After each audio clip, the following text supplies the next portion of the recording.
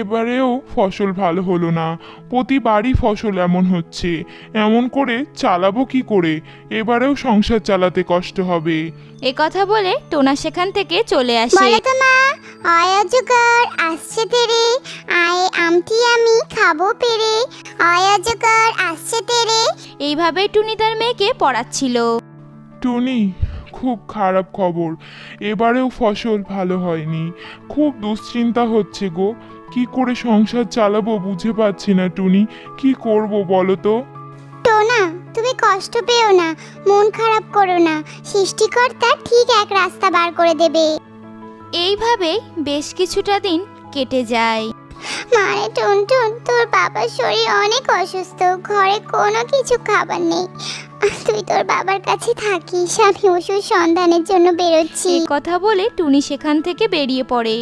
অসহায় টুনি হাঁটতে হাঁটতে গভীর জঙ্গলে চলে আসে। জঙ্গলের মধ্যে দিয়ে আস্তে আস্তে একটি তরমুজ বাড়ির সামনে চলে আসে। এ কি তরমুজ বাড়ি? এমন বাড়ি তো আমি কোনোদিনও দেখিনি। দেখি এই বাড়ির মধ্যে যদি কেউ থাকে তার কাছে একটু সাহায্য চাই। কেউ আছো? দরজা খোলো, আমার একটু সাহায্য চাই, দরজা খোলো। তখনই সেখান থেকে এক ডাইনি বেরিয়ে আসে, বলতে থাকে, শিকার এসেছে, খেয়ে নেব।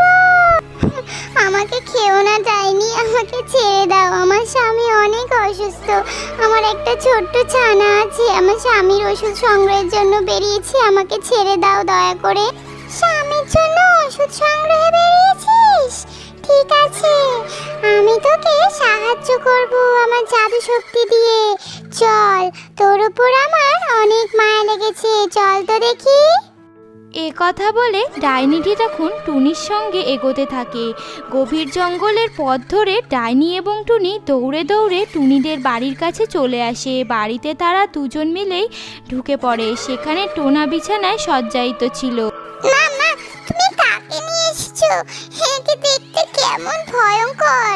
মারে টুনটুন, এমন বলতে হয় না, ইনি তোমার বাবাকে সুস্থ করে দেবে।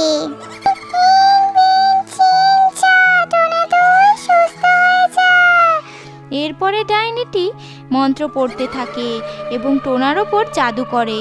জাদু করা মাত্রই টোনা তখন সুস্থ হয়ে ওঠে। আপনি কে তা আমি জানি না, কিন্তু আপনাকে অসংখ্য ধন্যবাদ, আপনি আমার প্রাণ রক্ষা করেছেন। এই টোনা, তুই আমাকে ধন্যবাদ বলিস না, তোর টুনিকে বল, ওই সাহসিকতার সাথে তোর কাছে আমাকে নিয়ে এসেছে। না না ডাইনি, এ তুমি কি কথা বলছো? তুমি তো আমার দুঃখের কথা শুনে আমার কাছে ছুটে এসেছো। ডাইনি, আমার টোনা সুস্থ হয়ে গেছে, এবার তুমি আমাকে খেতে পারো। না রে টুনি, তোকে আমি খাবো না, তোদের পরিবার দেখে আমি অনেক খুশি হয়েছি। আমারও একটা এরকম পরিবার ছিল, সব নষ্ট হয়ে গেছে, তোদেরকে আমি একটি জাদুই জিনিস দেব, চল আমার সাথে। এরপর ডাইনিটি টুনিদের উঠানে চলে আসে এবং জাদু করে এক তরমুজ বাগান করে দেয়। এই টুনি, এই তরমুজ বাগানটি জাদুই, এইখানে তরমুজ কোনোদিনও শেষ হবে না আর খারাপও হবে না, তোরা এই তরমুজ বিক্রি করে সংসার চালাবি।